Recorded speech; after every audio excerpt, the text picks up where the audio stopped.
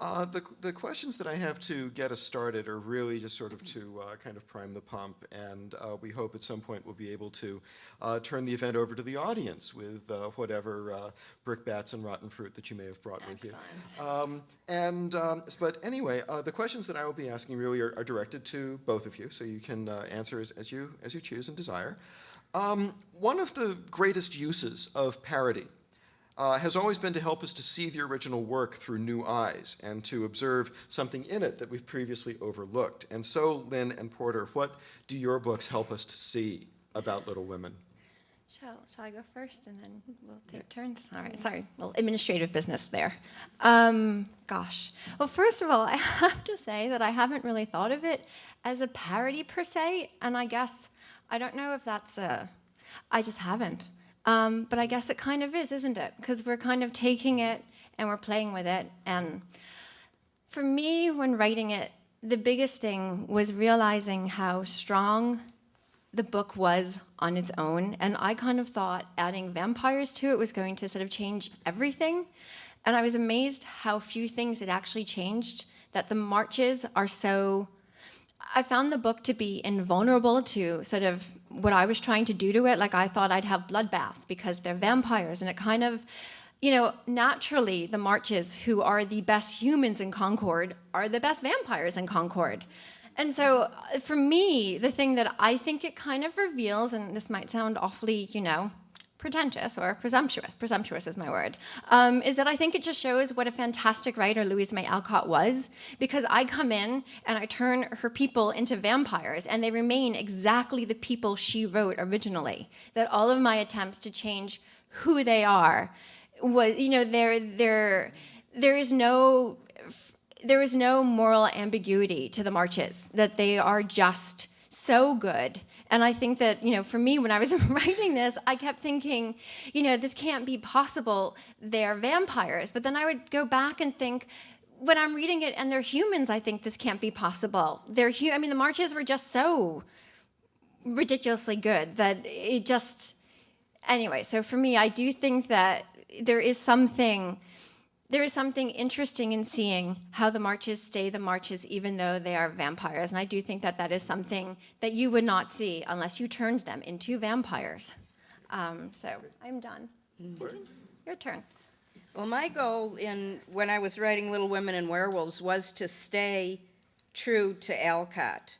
I really wanted to write it the way I thought she would write it if she had inserted the werewolves in it. And mainly, I think it just brought out a lot of the tastes that Alcott herself had. I really felt possessed by her when I wrote the book. And that's really interesting what you just said, because we didn't change the characters in this book. We enhanced them in one way, but they are still Alcott's characters with everything that we've added to them. Right. So, Okay. and I don't feel my book's a parody either. I think it feels weird to call it a parody. Right. But I'm willing to accept the judgment of the masses. Oh, sure. Yeah. Yeah, call me anything you want. Yeah. Okay. But can you really say that you haven't changed the characters at all? Because particularly when I was reading your book, Lynn, right. And I was seeing what you had done with Beth in particular, of course, because Beth, yes. as we know, is very shy, very demure in Little Women, and she does sink those teeth into Right. Mr. Lawrence's. But I do think she does it from a shy, demure place. Well, okay. Well, no, when I read it, I thought, well, right. how good for Beth. Right, After all this time of being right, repressed and quiet, she finally let it out. Right, yeah. But no, I guess, yes, I guess, yes, obviously, some things had to change, but I feel like sort of the moral backbone of them just remained inviolate. Like I felt they were incorruptible. And because, here they are, they're monsters, and the fact that they managed to see something holy about being vampires, and as the fact that they're vampires and that they're immortal, they see as proof of God's love. That was sort of, for me, that was the sort of the justification for their entire Right. existence as vampires being, better than most humans they know. Yeah. So, Is there some difference, Porter, do you think, between the way that you have constructed werewolves in your book as opposed to the way that Lynn has done vampires in hers? I think the books are night and day. I think they're Yeah. very, very different. Which one's night and which one's day? Of course, that makes sense, because okay. vampires come out at night, right? Yeah, Well, they're night and werewolves. night. Well, okay, okay. But yeah, I think they're done in a very different way, very Mm-hmm. different manner. Yeah. There's a different feel to them. Mm-hmm. And Yeah. Okay. yeah. I don't know Lynn, how to do you- elaborate okay. on Yeah, them. Lynn, do you have thoughts They're just about really what different what books. distinguishes them? well, I think it's interesting because, in my book, the girls are beasts, technically, and in yours, the beast is an outside force. And I think that's interesting to Not all to the way think. through. Well, no, it's yeah. true. Spoiler alert. I think the entire evening is going to be one big spoiler alert. But I guess, see, now this Right. is what's good about a Yeah. mashup. Everyone knows the story already. Right. But I think that you had far more latitude with rewriting stuff. Like, I think that I kind of kept to a very strict we both kept to the original, but I think that you changed just literally more words than I did. I was I tried to go whole pages without changing anything at all. Oh, no, I tried to Yeah. paraphrase as much as possible. Yeah. Very different. Yeah. And Lynn, did you feel possessed by the Alcotts, as I Porter said? did not.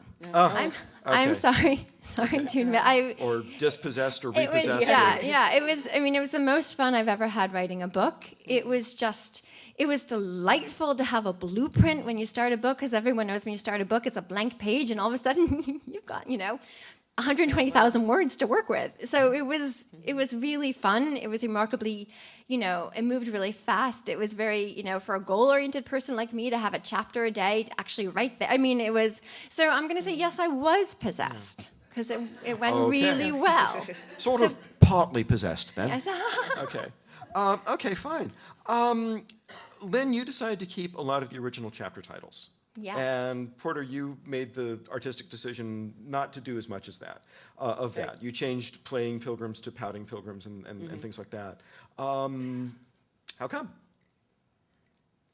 Well, at first I didn't put titles on my chapters. Okay. And my editor suggested I might want to put them on, and I just felt that being a different book that I did need to, I did want to remain somewhat true to, some of Alcott's titles, but I just figured it was a new book and it needed new titles. Well, I think it was chapter. interesting, the idea of laying out from the very beginning that it's a whole new book. Mm-hmm. That it was the original. And it was really funny because I always think to myself, once you change 1%, you might as well change, it's so funny, this idea that I went through, which was this crazy, don't change a word if you don't have to. And I was telling these guys in the back how I'm a copy editor. One of the things we do at Self Magazine constantly is circle words and say, rep. And so, if there were 2 words of boost on a page, we have to change one. And so she has some sentences where she uses the same word twice. And I didn't want to change them because I thought that's, it's been like that. And her copy editor didn't comment, so let's just walk away. So when I was reading yours, I was like, this is a whole different approach, because I do think that there's no, once you start changing, once you turn the March Girls into vampires, why aren't you getting rid of some repetitions?